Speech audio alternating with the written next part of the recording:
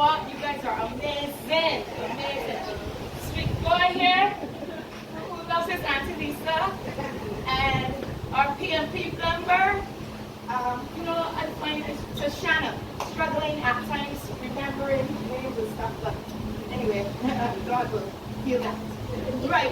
So this morning, I've asked our Pastor Cheryl, whom almost all of you know, we've done some fitness to our bodies. Now we want some motivation to our souls.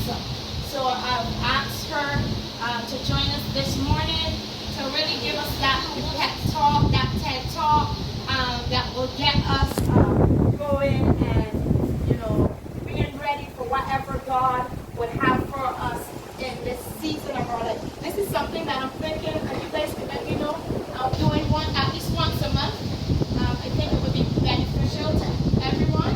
So this one is free, but the next one we will have to at least give some kind of donation because we got to pay the instructor. But so I really thank God for this session.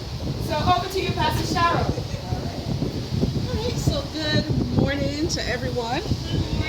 Apologies for being here so late.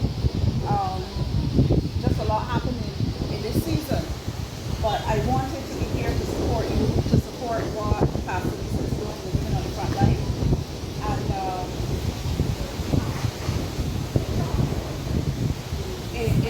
And from time to share the idea with me, I thought it was a brilliant idea because we need to balance the spiritual with the physical. And I know sometimes as believers, which I think maybe most of us here are, or all of us are believers, sometimes we are out of balance in that we cater to the spiritual and we neglect the physical. So when I heard Pastor Lisa, put the idea out there, I was like all for it. And as I came and I saw the type of routines that you were doing this morning, a couple Bible verses came to mind. Now, oftentimes we hear in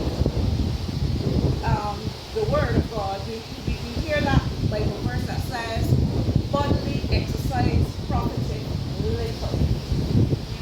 Little.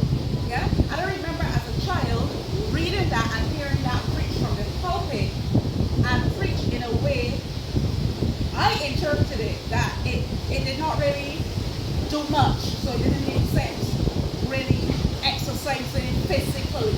It was more important to exercise spiritually, or you could leave out the physical exercise and focus more on the spiritual. And once you do the spiritual exercise, then everything else will take care of itself. But that's not so, because we also know of the Bible verse that says that a man's life or a man's years are 70. And if for reason of good living, it can be extended. So it means then that we can do stuff to extend our years beyond the 70 years that God has, put as the mean or average age of man. There's also another verse in Isaiah that says, if you are not yet 100 years, you're still young. Anybody know about that Bible verse? I'll send it to you. If you're not yet 100 years, in other words, a time will come, a season will come, that if you are not yet 100 years, you are still young. And this morning I want to speak to us about spiritual fitness. It is from our spirits that the rest of the body is controlled. When we think of how man was created, if we go back to Genesis, we know that God created that physical body, which is very, very important, which is the container. But he breathed his spirit into that physical body. And that spirit is what allows us to communicate with God and God to communicate with us.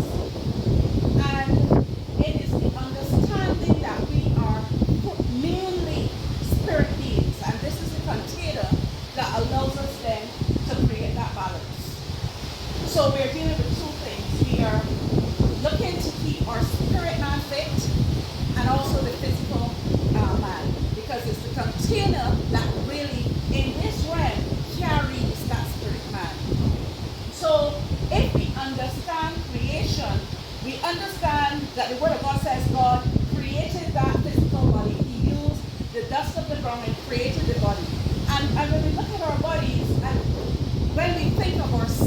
because as a system it is so complex, or it seems so complex.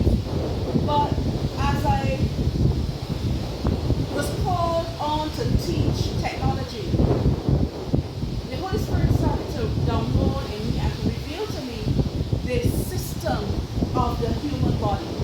And very similar when we are dealing with computers, dealing with computer technology, dealing with computer repairs, I recognize that if you put up a computer from scratch, if you have to build a computer from scratch, you're going to go and buy the physical parts for that computer. You have to go, you have to order the case, you have to order the CD-ROMs, you have to order the hard drive, and you're going to get those physical components. With that case, you're going to get the plugs that connect to the power.